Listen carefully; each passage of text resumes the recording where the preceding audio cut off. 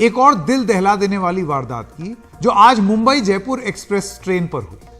यह ट्रेन जयपुर से मुंबई के बीच जब पालघर में थी तो यात्रियों की सुरक्षा में तैनात आरपीएफ के एक सिपाही चेतन कुमार ने 3 अलग अलग बोगियों में अंधाधुंध गोलियां चलाकर अपने एक असिस्टेंट सब इंस्पेक्टर टीकाराम समेत 4 लोगों को मार डाला। सभी की मौके पर मौत हो गई। आरोपी सिपाही चेतन को पकड़ लिया गया है। शुरुआती जांच में आरोपी को मानसिक तौर पर डिस्टर्ब बताया जा रहा है। पहले देखिए हमारे सहयोगी सुनील सिंह की यह रिपोर्ट। जयपुर से मुंबई आ रही एक्सप्रेस में वापी स्टेशन के बाद जो हुआ वो दिल दहला देने वाला है। यात्रियों की सुरक्षा में तैनात आरपीएफ सिपाही ने पहले बोगी नंबर B5 में, फिर पैंट्री और फिर S6 में कुल 12 राउंड फायरिंग कर 4 लोगों को मौत के घाट उतार दिया। अपने सीनियर एएसआई टीकाराम मीना उन पर फायरिंग की और उसके बाद 3 अलग अलग बोगियों के 3 और पैसेंजर जो थे उन पे फायरिंग की। ये चारों की अनफॉर्चुनेटली डेथ हो गई है। उसके बाद ये ट्रेन मीरा रोड तक जब आई तब किसी पैसेंजर ने चेन पुल की सेफ्टी के लिए और गाड़ी रुक गई। तब ये चेतन सिंह इसने भागने की कोशिश की, लेकिन जीआरपी के और आरपीएफ के जो पुलिसकर्मी वहाँ तैनात थे उन्होंने बड़ी धैर्यता से उसे पकड़ा। ये जो आप मेरे पीछे ट्रेन देख रहे हैं ये वही मुंबई जयपुर रेलवे ट्रेन है और ये जो B5 बोगी है वो यहीं पर मौजूद है। यहाँ पर ये जो ट्रेन है वो जहाँ मुंबई सेंट्रल रेलवे स्टेशन पर मौजूद थी, तो वहीं अब जांच के लिए जो अधिकारी हैं वो इस ट्रेन को आगे ले जा रहे हैं। रेलवे सूत्रों के मुताबिक आरोपी कांस्टेबल चेतन 12 साल से अधिक समय से सेवा में है। अनुकंपा के आधार पर 2009 में भर्ती हुआ था और वर्तमान में लोअर परेल वर्कशॉप में कार्यरत था। वारदात के समय चेतन के साथ 3 और आरपीएफ के जवान थे। कांस्टेबल चेतन सिंह जो कि लोअर परेल वर्कशॉप में पोस्टेड हैं, जिनकी इसमें स्क्वाटिंग की ड्यूटी थी, उन्होंने ये फायरिंग की है। उस ट्रेन में टोटल उनके स्क्वाटिंग पार्टी में 4 लोग थे। उन्होंने ट्रेन में बोर्डिंग की थी, सूरत से बोर्ड किया था ट्रेन को। मरने वालों में आरपीएफ के एएसआई टीकाराम राजस्थान में सवाई माधोपुर के रहने वाले थे और साल 2025 में रिटायर होने वाले थे। सुबह हमारे पास 5 बजे फोन आया था कि कुछ ऐसे करके हो गया, आपके पास कोई खबर नहीं, कि अभी तक कोई खबर नहीं है। फिर उसके बाद थोड़ी देर बाद हमने फेसबुक चलाई तो हमको फेसबुक पे पता चला भाई ऐसी दुर्घटना हो गई। नौकरी करते हुए लगभग उनको 2-3 साल ही रिटायरमेंट में करते हैं लगभग। अच्छा। एएसआई 2025 में रिटायरमेंट 2025 में रिटायरमेंट है सर। चेतन ने टीकाराम के साथ रेल में यात्रा कर रहे 3 और यात्रियों पर गोली चलाई थी। तीनों की ही मौके पर मौत हो गई। उनमें से एक 50 साल के कादर भानपुरा वाला नाला सुपारा के रहने वाले थे और 2 महीने बाद ही अपने बेटों के पास दुबई जाने वाले थे।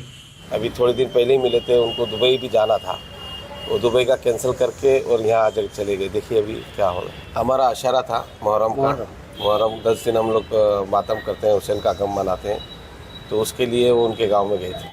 वारदात की खबर मिलते ही मुंबई जीआरपी कमिश्नर रविंद्र शिसवे ने खुद बोरीवली जीआरपी में आरोपी चेतन से घंटों पूछताछ की, लेकिन एक सिपाही ने बोगी में खूनी वारदात को अंजाम क्यों दिया, इस पर जांच अभी बाकी है कहकर बोलने से बचते रहे। इन्वेस्टिगेशन में जिस तरह के स्टेटमेंट्स आ रहे हैं, जिस तरह के वीडियो आ रहे हैं, सबकी छानबीन की जाएगी।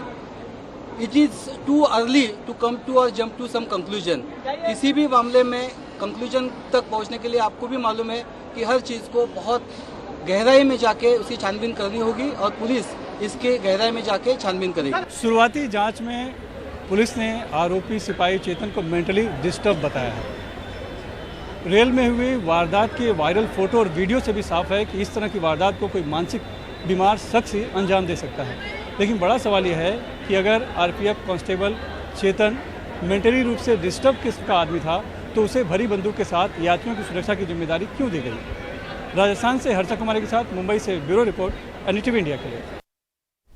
आप सोचिए कैसा अजीब सा लॉजिक दिया जा रहा है।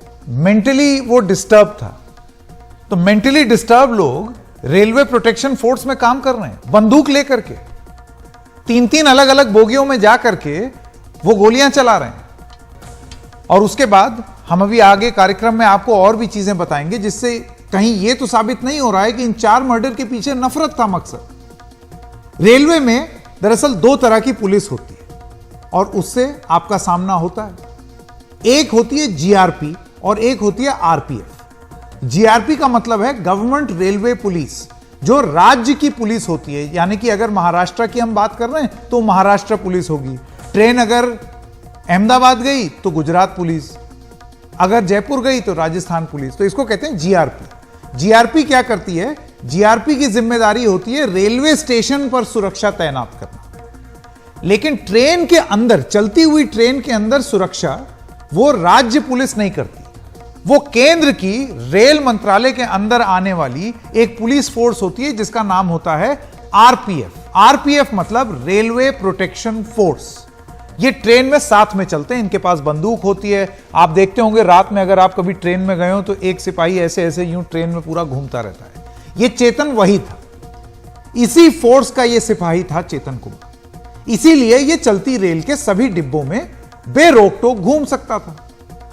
इसने इसका फायदा उठाया और ट्रेन की 3 बोगियों में फायरिंग की। ये बोगियां थी B5, S6 जो कि अभी आएगी स्क्रीन पर, और पेंट्री कार। 3 बोगी। एक बार फिर से आपको ये एनिमेशन के माध्यम से हम दिखाते हैं कि वो कैसे एक चलती हुई ट्रेन में 3 बोगियों में उसने ये मर्डर किए। पहले S6 स्लीपर कोच होती है, यहां फायरिंग की। उसके बाद पेंट्री कार जहां खाना बनता है, लंबी ट्रेन थी ना तो इसमें किचन होता है, और B5 जो कि एक एसी कोच होते हैं। मुंबई सेंट्रल सुपरफास्ट एक्सप्रेस में 23 बोगियां थीं और उनमें से 3 में इस सिपाही ने अंधाधुंध फायरिंग की। उससे रेलवे यात्रियों की सुरक्षा पर गंभीर सवाल खड़े होते हैं। आप और मैं या कितने करोड़ों लोग ट्रेन में सफर करते हैं और ट्रेन की सुरक्षा और आपकी सुरक्षा के लिए सिपाही तैनात हैं, ये चेतन टाइप। लेकिन जब रक्षक ही भक्षक बन जाए, जो कहावत है जो आपने सुनी है, तो फिर क्या किया जाए? जिसके गन लिए घूमते हुए आप सेफ महसूस करके सो रहे हैं, अगर वही आप पर गोली चला दे तो फिर क्या भरोसा बचता है? इस मामले में एक वीडियो भी सामने आया है। वो मामले की संवेदनशीलता को देखते हुए हम आपको नहीं दिखा सकते, बहुत भयानक वीडियो है। लेकिन उस वीडियो में गोलियां चलाने वाला यह सिपाही कथित तौर पर मामले को भारत पाकिस्तान विवाद और हिंदू मुस्लिम विवाद का रंग देता हुआ दिखाई दे रहा है। अब यह जांच का विषय है, जांच में पता चलेगा। जिससे यह बातें उठने लगी हैं कि कहीं वे सांप्रदायिक नफरत का नतीजा तो नहीं था। इसमें इंडिया पाकिस्तान एंगल कहां से आ गया? इसमें हिंदू मुस्लिम एंगल कहां से आ गया? जब इस मामले की जांच होगी और इस पहलू पर भी विचार होगा तो प्रशासन को यह भी देखना होगा कि कहीं इस जघन्य अपराध को आरोपी ने सियासी माहौल देखते हुए कोई दूसरा रंग देने की कोशिश तो नहीं की, जैसा कि पहले कई बार हो चुका है, ताकि किसी एक समुदाय के नफरती एलिमेंट्स जो होते हैं ना, उसके पीछे खड़े हो जाए और उसकी करतूत कहीं पीछे छूट जाए। आपको माफिया अतीक अहमद के हत्यारों की तो याद होगी कि जब उन्होंने हत्या की, हत्या के बाद जय श्री राम के नारे लगाकर ऐसी ही कोशिश उन्होंने भी की, लेकिन वो कोशिश नाकाम रही। क्या है असलियत? क्या नफरत है असलियत जिसकी वजह से चलती ट्रेन में 4 मर्डर हुए? ये सारी चीजें अब जांच का विषय है। आइए रुक करते हैं हमारी अगली खबर का। मणिपुर में नस्लीय हिंसा और उस दौरान महिलाओं के साथ हुए बर्बर व्यवहार और अन्य घटनाओं पर आज सुप्रीम कोर्ट का काफी सख्त रुख देखने को मिला। यह भी कहानी नफरत की है। मणिपुर की हिंसा के दौरान 4 मई का एक वीडियो सामने आया था जिसमें एक हिंसक भीड़ ने 2 महिलाओं को निर्वस्त्र कर घुमाया और उनका यौन उत्पीड़न किया।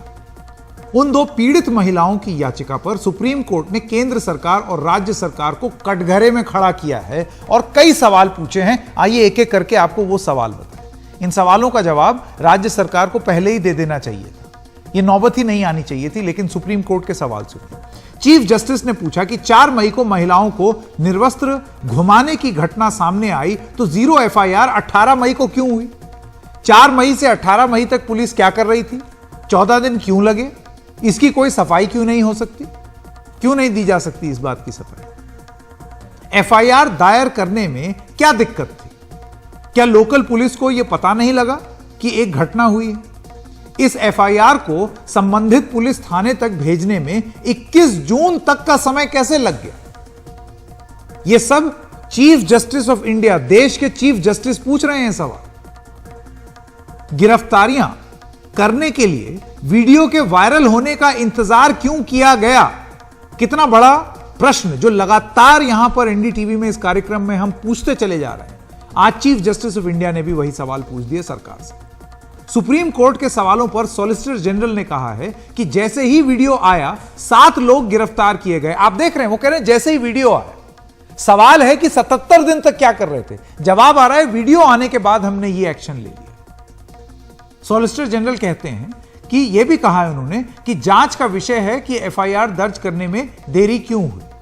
चीफ जस्टिस ने कुछ और सवाल पूछे, 6 सवाल दागे हैं और कल कहा है कि आप जवाब लेकर के आइए, क्योंकि जवाब नहीं दे पा रही थी सरकार। चीफ जस्टिस ने यह पूछा है कि 6000 एफआईआर में से कितनों में महिलाओं के खिलाफ अपराध हुए, इनमें कितनी एफआईआर हत्या आगजनी से जुड़ी हुई हैं और 6000 में से कितनी 0 एफआईआर, कितनी एफआईआर को जांच के लिए संबंधित थानों में भेजा गया है। 0 एफआईआर का मतलब यह होता है अगर प्रकरण एक जगह हुई और उसके बाद जो विक्टिम है वो दूसरी जगह चला गया तो वो जहां है वहीं एफआईआर करा ले, हालांकि घटना दूसरे जिले की है, तो इसको 0 एफआईआर कहते हैं। फिर इसको नियमित एफआईआर में बदला जाता है।